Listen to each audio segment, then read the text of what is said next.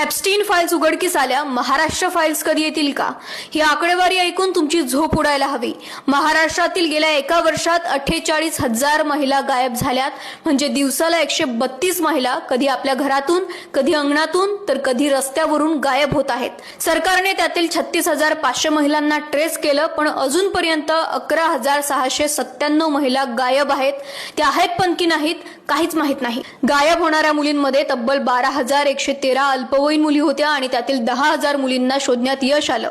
मुंबईची आकडेवारी सर्वात धक्कादायक आहे, कारण 2024च्या तुलनेत मुंबईत 10 पट जास्त महिला गायब झाल्या.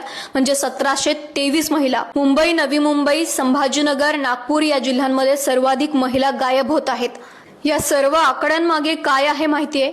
11,000 घरे ज्यांच्या घराची बेल वाजली की अजूनही आई धावत जात असेल आणि देवाला रोज विचारणा होत असेल की माझी मुलगी परत येईल का? आपण या आकड्यांवर चर्चा करतो, पण त्यांच्या घरात अजूनही वेळ थांबलेली आहे.